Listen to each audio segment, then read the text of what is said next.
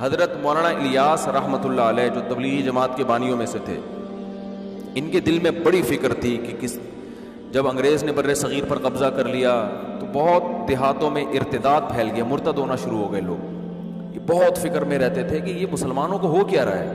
کلمے کا لفظ پڑھنا نہیں جانتے تھے، یعنی اتنی جہالت پھیل رہی تھی. مدارس ختم کر دیے تھے انگریز نے، سارے تباہ و برباد کر دیا تھا مدرسوں کو. تو یہ بہت فکر، یہ راتوں کو اٹھ کے پریشان، نیند اڑ جاتی تھی ان کی کہ بھئی کیا کروں میں. تو بہت کبھی ان کا خیال آتا کہ میں بھی مدرسہ بناؤں. تو پھر یہ سوچتے کہ مدرسے میں تو محدود لوگ آتے ہیں نا، محدود بچے ہوتے ہیں، محدود لوگ ہوتے ہیں. اتنی بڑی قوم جو اتنے لاکھوں لوگ ہیں ہندوستان کے، جس میں پاکستان اور بنگلہ دیش بھی تھا، ان کے ایمان کو کیسے بچایا جائے؟ نہ پیسے ہیں، نہ وسائل ہیں. حکومت برطانیہ کی ہے، وہ تو اسلام کو نہیں پسند کرتا تھا. تو اتنا درد تھا ان کے دل میں. ان کی سوانے میں لکھا ہے کہ راتوں کو نیندیں اڑ جایا کرتی تھی ان کی. ان کے اہل خانہ بتاتے ہیں چہل قدمی کر رہے ہوتے تھے رات کو.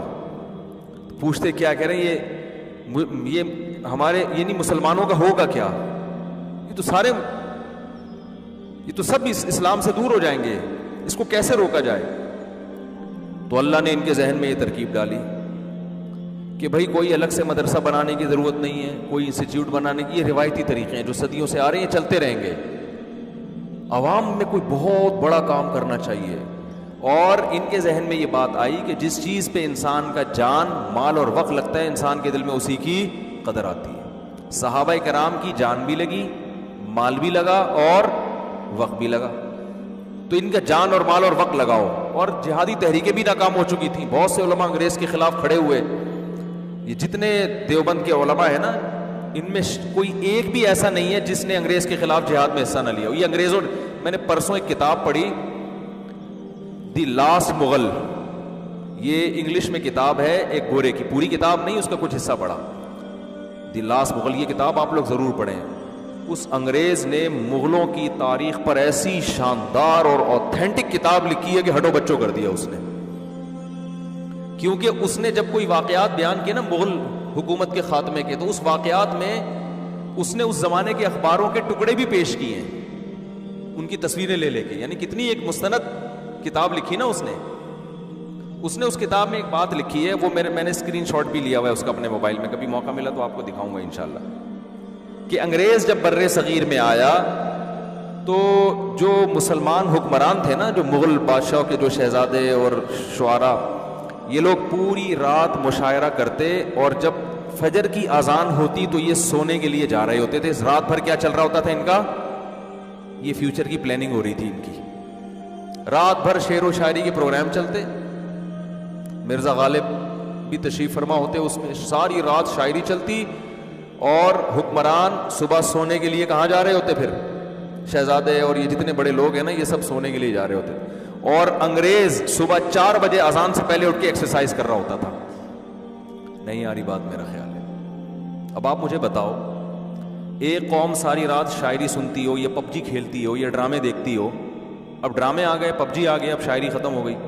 شاعری میں تو پھر بھی فائدہ تھا، کم از کم اردو ادب میں تو مہارت ہوتی نا. پب جی میں تو وہ بھی فائدہ نہیں ہے، وہ بھی نہیں ہے. تو ایک قوم جو رات 4 5 6 بجے سو رہی ہو، اور دوسری قوم جو 4 بجے اٹھ کے ورزش کر رہی ہو، تو فیوچر کس کے ہاتھ میں آئے گا بتاؤ؟ جو رات بھر شاعری سن کے، ڈرامے دیکھ کے، فلمیں دیکھ کے، پب جی کھیل کے سونے والی قوم ہے، یا وہ جو صبح 4 بجے اٹھ کے اپنے دن کا آغاز شروع؟ انگریز یہ کر رہا تھا. اور خدا کا قانون ہے، جو محنت کرتا ہے اللہ اسے عطا فرماتے ہیں. بغیر محنت کے نہیں ملتا. اگر بغیر محنت کے ملتا نا تو نبی صلی اللہ علیہ وسلم بدر میں تھوڑی آ کے لڑتے. اپنے صحابہ کو یہ تھوڑی کہتے کہ قوت اختیار کرو اور اپنے جسموں کو مضبوط بناؤ، یہ تھوڑی کہتے. تو اس میں یہ لکھا ہے کہ انگریزوں کے خلاف جو لڑائیاں ہوئی ہیں نا، اس میں اس انگریز نے علماء دیوبند کے ایک ایک کے نام بیان کیے ہیں. وہ گورا لکھ رہا ہے کہ یہ وہابی تھے اور یہ لڑے، یہ لڑے، یہ لڑے، یہ لڑے. یہ میں اس لیے بتا رہا ہوں آپ کو کہ آج بہت سارے الٹے سیدھے الزامات علماء دیوبند پہ لگائے جاتے ہیں. تو انگریز کے خلاف اگر کوئی میدان میں حقیقی معنوں میں آ کے کھڑا ہوا ہے نا، تو کون کھڑا ہوا ہے؟ یہ وہی جن کو صوفی کہا جاتا ہے، جن کو کہا جاتا ہے یہ بس چٹائیوں پہ بیٹھ کے اللہ اللہ کرنے والے تھے، یہ چٹائیوں پہ بھی بیٹھتے تھے اور میدان جنگ میں گھوڑوں پہ بھی بیٹھتے تھے۔ تو جب وہ جہادی تحریک ناکام ہو گئی کیونکہ مسلمانوں نے حقیقی معنوں میں ساتھ نہیں دیا، انگریز اتنا ذہن بنا چکا تھا کہ بغاوتیں ہو رہی تھیں، اپنے ہی لوگ بغاوت کر لیتے تھے۔ سید احمد شہید رحمۃ اللہ علیہ کی تحریک تھی، شاہ اسماعیل شہید رحمۃ اللہ علیہ شہید ہوئے، یہ سب اپنوں کی بغاوتوں سے ہوئے ہیں، مل جاتے تھے، پیسوں میں بک جاتے تھے مسلمان۔ تو اللہ کے فیصلے تو اجتماعی سطح پہ ہوتے ہیں نا، قوم صحیح ہوگی تو فیصلے ہوں گے، دو چار افراد کے صحیح ہونے سے تھوڑی ہوتا ہے۔ تو حضرت مولانا الیاس رحمۃ اللہ علیہ نے جب دیکھ لیا نا یہ سب کچھ کیا ہو گیا ہے ناکام، تو اب ایک حل تو یہ کہ مسلمانوں کو ایسے ہی چھوڑ دو، کہ ایسے ہی نہیں چھوڑا جا سکتا۔ اتنا درد تھا، اتنی فکر تھی، راتوں کو اٹھ کے نیند خراب ہو جاتی تھی، اور ہماری نیند خراب ہوتی ہے، کوئی پیسے نہیں واپس کر رہا، کوئی مسئلہ ہے وہاں، کوئی جو ہے نا، ان کی نیندیں خراب کیوں ہو رہی ہیں کہ بھائی یہ بر صغیر کے مسلمان تو سارے کافر ہو جائیں گے، یہ تو اسلام سے دور ہو جائیں گے۔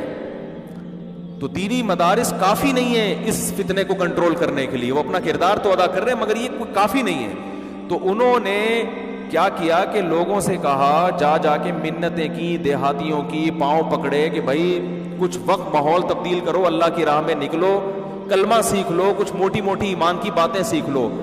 اور اس کا ایسی اللہ نے، چونکہ اخلاص بہت تھا، ایسی برکت دی ہے کہ توقعات سے زیادہ اللہ نے اس کام کو مقبول